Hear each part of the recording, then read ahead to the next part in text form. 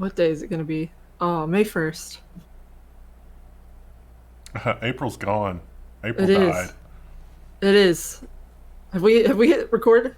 Yes. Oh, okay. Well, hey, it's May 1st. We're here with the nonsense and robot section and one design story. Yay! You guys missed Ryan's cats earlier. Oh, We're and sorry. security. We also have a couple security stories. Oh yeah, I see that now. Uh, we're all dying slowly. It doesn't matter. We're all Well, that's dead. We just always don't know true. yet. There's Something, never a time something. when we're not doing that. I'm just like losing my mind. I don't even. You think it'll be like RimWorld, where at some point you just break and just wander into a social situation? I'm living in RimWorld. A dazed. You go into a daze and then you dig up a corpse somewhere in your neighborhood, bring it back, put it on your kitchen table, and then everyone gets upset because there's a corpse on the table. That would have so much more extreme ramifications in the real world as it does in RimWorld, where everybody just kind of overlooks it. Yeah, everyone's just like, oh, there's a corpse in here. Someone put it back. I accidentally forgot to close the old browser. It's Oh. fine now. It's fine. But you know what's not fine? Nintendo. Did you know you can set up two-factor on your Nintendo account? You kind of need to. Nearly 160,000 Nintendo accounts have been compromised in a massive hack. Massive hack. That's they say that they're. I guess you have a credit card on file with Nintendo. Is that what's going on there? Because they can buy things with your account, Yeah. Oh, and then I guess they'll sell that. They can, and you can do the Fortnite V-Bucks thing as well because of the whole Epic partnership. Ah, man, Fortnite. I guess Fortnite has only become more powerful during the lockdown as well. yeah, a lot of people are playing games right now. The new So- game is Valorant, but all caps, Valorant. Is that the CS:GO Overwatch crossover? Yeah, it seems to borrow more from CS:GO than Overwatch, but yeah, I've seen a lot of Have people you streaming it. have you tried it? No, I don't. I don't think it's like open yet. I think it's just like Oh. closed beta to like certain streamers. Well, do they not know that you're platinum Overwatch? Yeah, I'm ready to go pro as soon as they give me that key. You know what else was leaked this week, but it was kind of overblown because it's actually an old leak? Valve says it's safe to play CSGO and TF2 after source code leaked online. So, old 2017 source code from Counter-Strike, Global Offensive, and Team Fortress 2 leaked online today on 4chan. Not today, but when this article was written. And it was kind of an old leak, but a lot of people made a big deal about it. Like, oh, you can, your stuff can be compromised and don't play, blah, blah, blah. But Valve says, no, that's fake news. I did like reading some people took screenshots of like comments in the code. I was like, I didn't know I worked for Valve. Because they're just like really salty comments. Like I had to add this because it's stupid. Well, can you imagine, the kind of nasty feedback we get with our stuff and getting it from those hardcore CSGO players? Oh yeah. That has to be miserable. Yeah. So it's not really anything new. Valve knew about this in 2017, and they I guess they negotiated with the attackers or something, and so this was kept under wraps. But then I guess this was compromised again, or the copies that attacker made somehow leaked out. So this is there's some juicy drama that goes with that, but I don't know. Who cares? Not me. It doesn't affect those of us who are terrible at online shooters. Yeah. Yeah, if somebody had to stop playing for 4 hours while it was sorted, big deal. I think this was a move designed to discredit an individual more than somebody that was like, look at me, I hacked some source code. I don't know, it just seems, I have a feeling this is not the last we've heard of this story, but we'll see.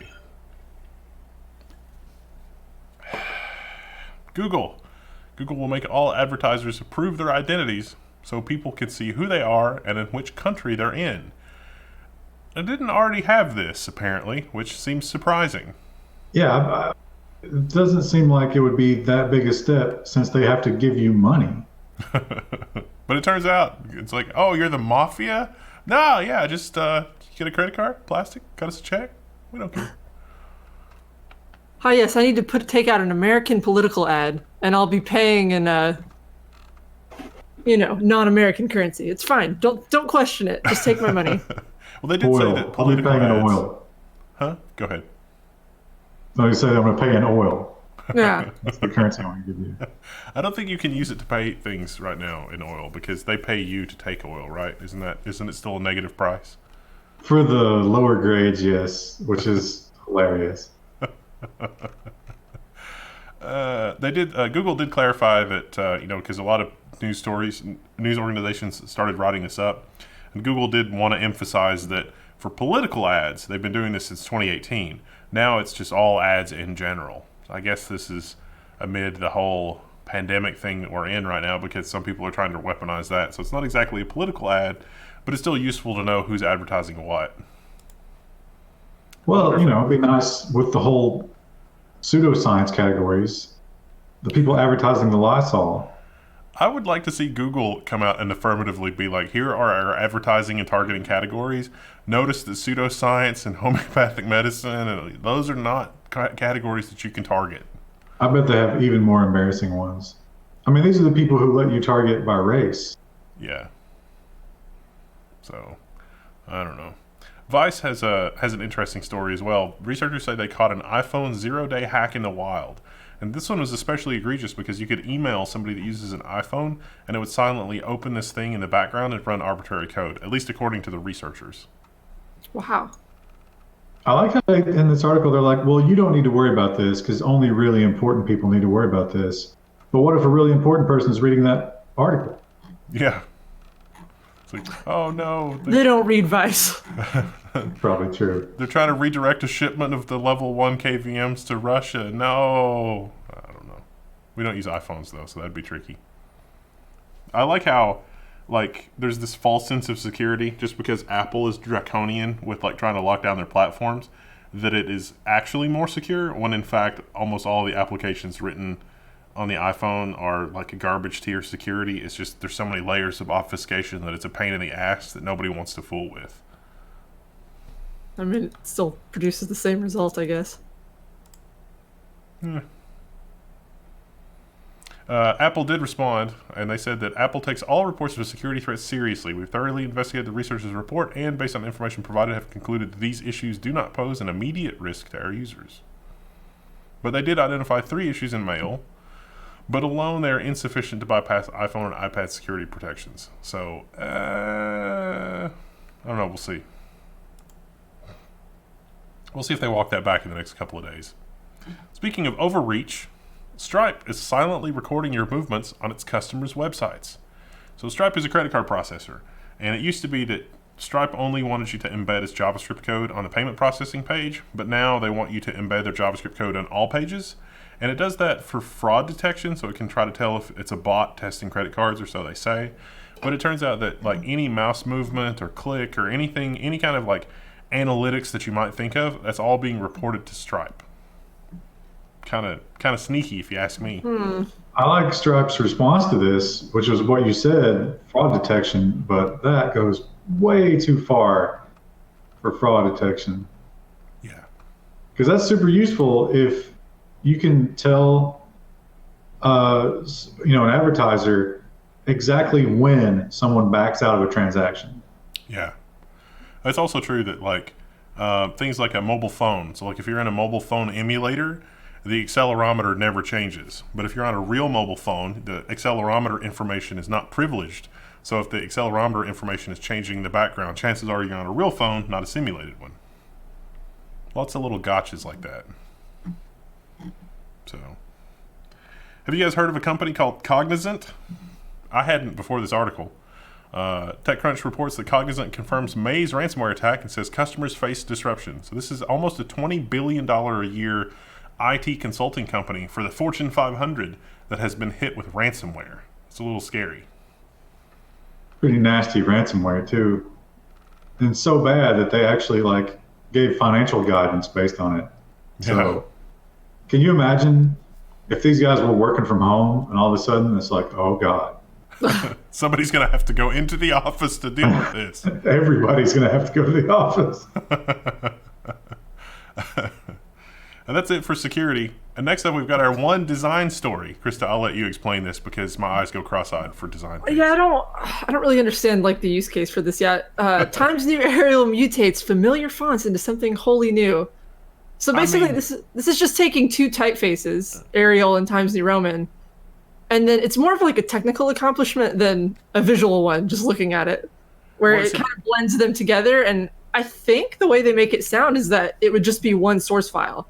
Yeah, that's what I was thinking. Is like if you look at the animated like piece GIF thing, it's like think about some of the people that we've dealt with that is just like, oh, this needs to be like 2 more pixels, and it's like, okay, you can specify this in a web safe way now, so somebody can literally spend 8 or 10 billable hours making the CSS properties of this font the exact way that they want, and then we don't have to worry about it.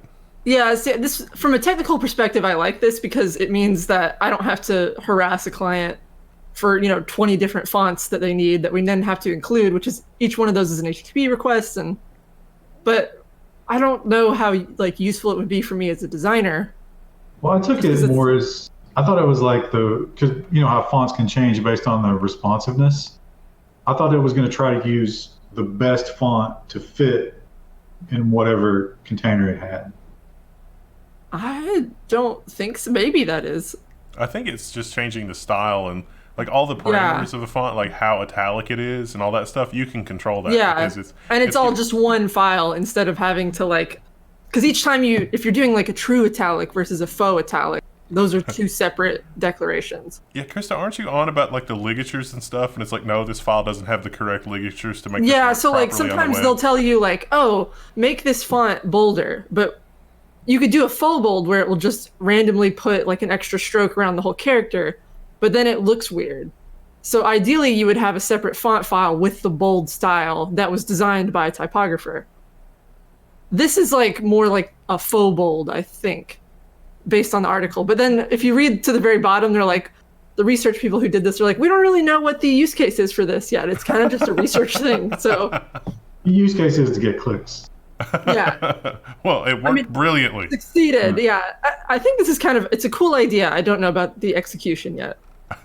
I'm not sure, what the use case is. What would be the 2 worst fonts to marry like this?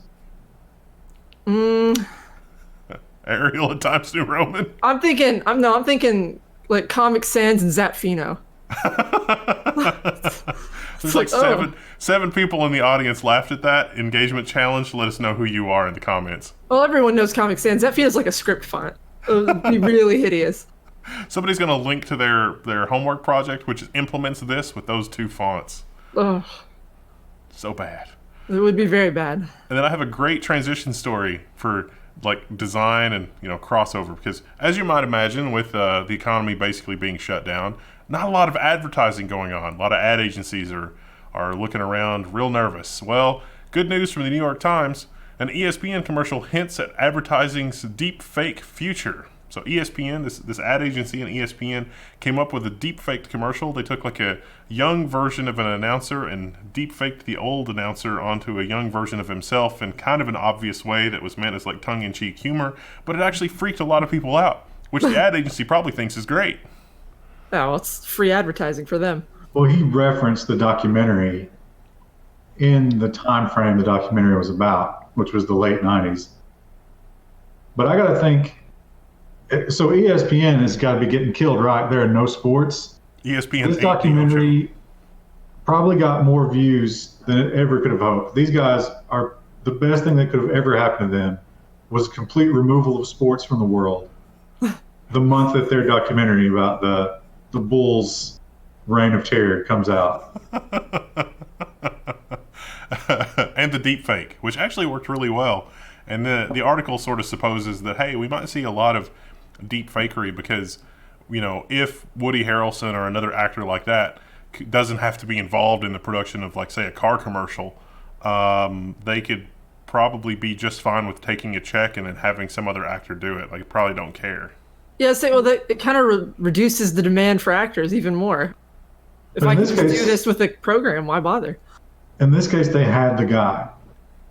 But what happens when you want JFK to sell your car?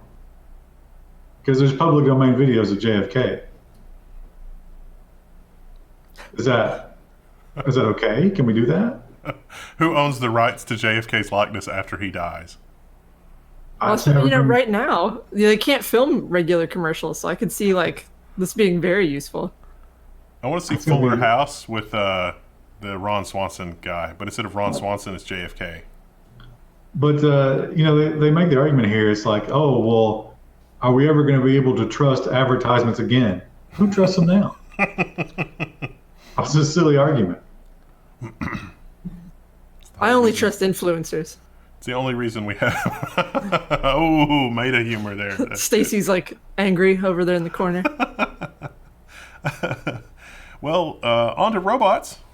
The robot will see you now. A Boston hospital is using Spot, the dog-like robot of the internet fame, to screen for corona thingy. Oh, almost. Yeah. So this is the Boston Dynamics robot. Boston Dynamics actually open sourced a lot of the stuff that runs on this so that medical workers can use this, and so they're using it for screening and other things like that interact with a lot of people because, well, you can do it with a robot now. I like how they talked about the reason you need Spot for this, because they're like, yeah, we've got robots that could do this job, but they don't work in the quarantine tents outside in the grass. They're only for the inside hospital people. The tile floor. They talk about adding parts to him, and I can't help but imagine a Spot with like a vaccine scorpion tail. No, like one of the nose swabs. Yeah. This looks like it just holds you down and gets it up your nose. It looks like the hardware they added to this is some cardboard and an iPad. Also has a pouch on its tail. Yeah. So is it like the old Avalanche dogs, but instead of bringing you some whiskey to warm you up, it's bringing you some vaccine? Open your nostrils, human.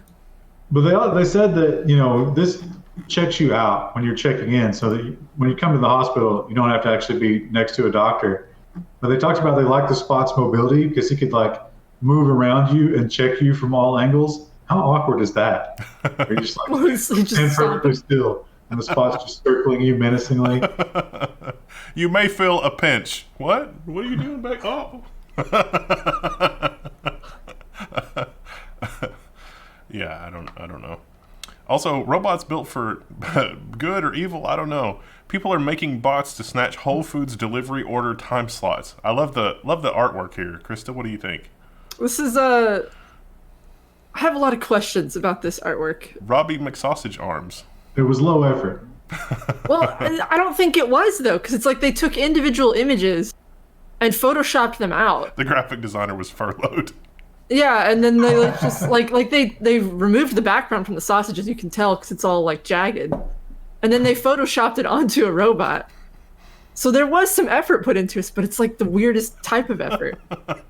So just think about, we take this for granted, but this really shows you the amazing leap forward in technology.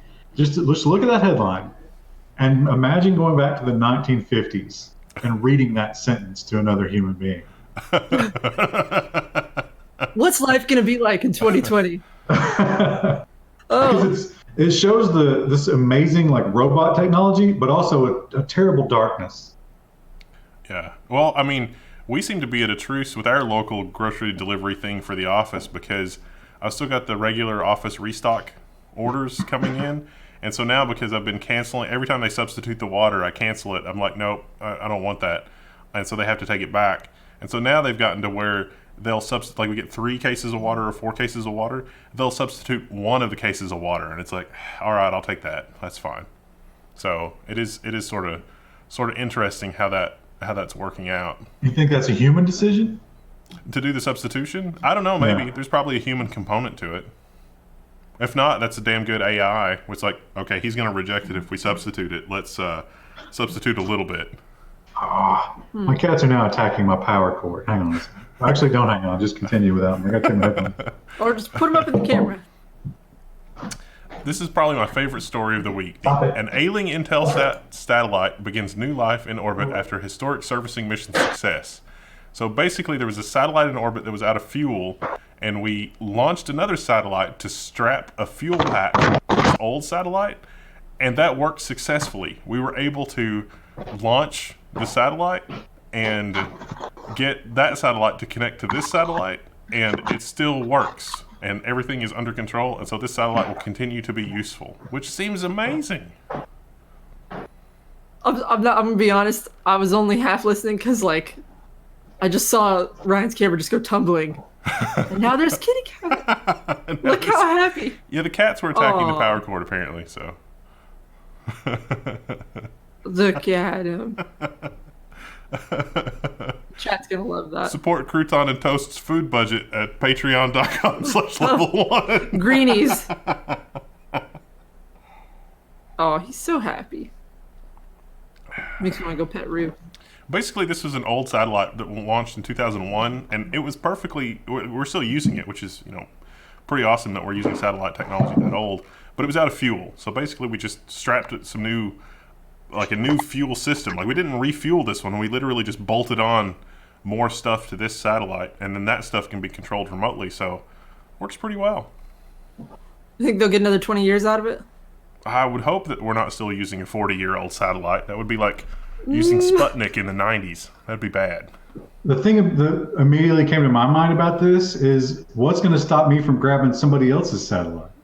Yeah, you think this is like a subtle flex to like Russia or something? That's like, we see your spy satellite in orbit. Look what we can do.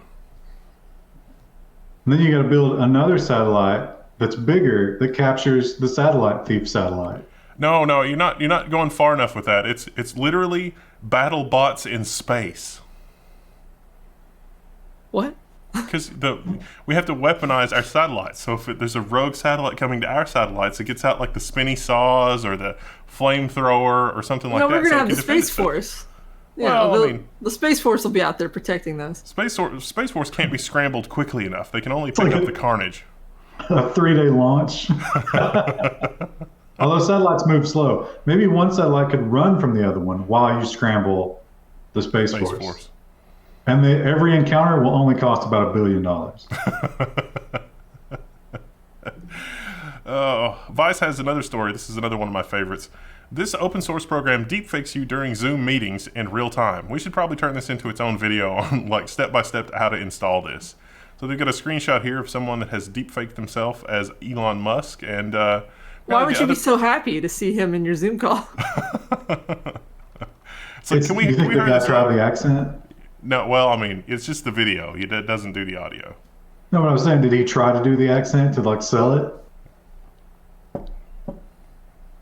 I kind of doubt it. She looks like she just got proposed to, and it's just, a fake Elon Musk on a chat room call. Oh, he's a billionaire. She's immediately in love. It didn't seem like it was that great, but they're going to improve this, and I don't know. It's going to be huge, especially if the lockdown continues. How long before you think the government steps in and says, no, we got to regulate this. We can't have this.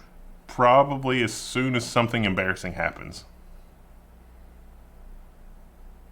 What if somebody were to do something like insanely stupid, like impersonate a powerful person in the government and suggest people do something really medically risky? I've got some Tide Pods in a martini glass back here. I think we're all set. Microsoft is launching plasmabot to encourage people who recovered from the thing to donate their plasma as a possible treatment.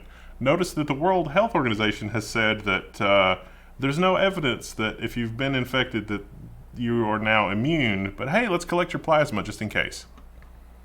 Now, in normal times, you get some money for plasma, right? Isn't it pretty decent money? Do. Yeah, you get more money from plasma than blood. The word donate here is ridiculous. We got to throw these people some dollars. We already did. It's $1,200. Stimulated. We could give them another 12 for the plasma, I think. Okay. Our next story, I don't know. Somebody's definitely feeling the lockdown insanity. This AI's only function is to draw penises. I feel like they could have just gotten like a 12-year-old boy to do this for free and spent way less time. But it doesn't draw the whole thing. Yeah. You start and it finishes. Yeah. But it was trained with 10,000 doodles. Like, where did they get that input set? Did they make that input set themselves? Where did that come from? They just went around the public bathrooms. Road trip. There's a link to the GitHub page in the article if you want to check it out. So, if you're really looking to stay busy during this quarantine. Yeah, we've got an uplifting story for you. BCI system gives paralyzed man back a sense of touch with haptic feedback. And I was thinking this was going to be something like not super involved, but it actually turns out it's really invasive. So this guy was in a car wreck, and it really messed up his spine. They had to implant something in his brain, but the thing in his brain really just receives an amplified version of the signals that are coming from his arm. So it turns out that he actually is perceiving touch at like a subconscious level, but it's not enough. There's not enough of the signal level or whatever is not high enough from his nerves for his brain to actually say that is, a real touch event happening. So he's been modified, and so he's getting sort of a sense of touch back as a result of that modification. This makes me feel like, because that it's not perfect, so they have to kind of like map the movement to the sensation. So somewhere that's being stored, a model is being created. And we're probably like 30 years away from this same technology, just completely simulating all human experience. Yeah. This is totally Matrix-like stuff, given along a timeline. Yeah. Because they just have to pop that thing into your brainstem, and they already know, hey, this is what it feels like to raise your arm. So they can just make that happen. We literally will be the Futurama head in jars. Like, that will be a technology, but it won't be 1,000 years. It'll be more like 100. I think a great dystopian fiction is a future where this is a thing, and you never know if your experience is real. So you have to come up with this crazy like torture cult to bring you to new heights of pain that aren't previously mapped, so that you can determine if you're being simulated or not. I thought you were gonna go with like the Inception thing where he has like the top that he spins to tell if it's reality or not, but yours is much. They could simulate that. That never made any sense to me in Inception, why those things, certain objects didn't do that. Yeah, because in theory you could just, yeah. Yeah, it'd be an easy thing to simulate. Yeah, I don't know. No, you have to like, a surgery robot has to remove your skin and reattach it with no anesthesia, because the haptic feedback machine can't simulate that. And if you feel nothing during that process, you're in the simulation. That would be a very, very dark novel. But yeah, and you go more insane every time you are in the real world and that happens because of the pain. What about things like, in order to save the human race, we have to do that because there's just not enough energy, that we can't produce enough food for everybody to live in the real world. You're just going to have to be a brain in the jar because that's the most energy efficient thing to do. But why do we need those brains? Well, because the brain is still the most efficient computation device compared to like what we've been able to produce technologically. So it's really just the end of that story is that it turns out it was always brains in a jar. There were no real people. Yeah. It was always brains in a jar, but we had to completely rediscover technology over a period of like 3,500 years or 10,000 years or whatever. So all of recorded creation and all of our current history and mythos and all that has actually just been since the brain in a jar days. I mean, that is just the Matrix at that point. We need to start shooting this as soon as the lockdown's over. No, we'll just deepfake it. We don't need actors anymore. Our last story is about Violet, the robot that can kill the virus. And it looks to me like it's just a fluorescent light on a Roomba, but what do I know? Well, I was actually going to cut this one. I forgot. But it's because remember the other ultraviolet robot has like 12 tubes? Yeah. This one's got one. Yeah, but it's really bright. No, yeah, it seems terrible. I guess it's more directed because the other one was a 360 rotation. In the video, Time also had this other robot, which just seems really smug. Like, the robot's just looking around with all the old people, and it's like, I'm a piece of technology. I'm going to live forever. You guys have 1, maybe 2 years tops. I really dislike its face. It seems to me that they could have gotten away with a much cuter face if they had just put one screen on there instead of breaking the mouth up away from the eyes. Maybe cute was not what they were going for. Notice that it has a face on its chest with those black marks too, and that face is much cuter. That's to distract predators. You give them a false face. Yeah, It's like the back of a tiger's head. like an anglerfish. So yeah, basically this robot just you put it in a room, and it sweeps the room like a Roomba. It just goes all the way around the room, shining the light on everything. Yeah. There's I saw people are now selling a water bottle that UVs the inside of itself after every use. That's been a thing for a long time. You can get that for backpacking, yeah. The issue is you have to carry extra batteries with it, and like it goes through batteries really quickly. So Yeah, imagine. So how long do you think this would have to go on, the crisis? Or maybe we get back to a world where, we used to live with it all the time.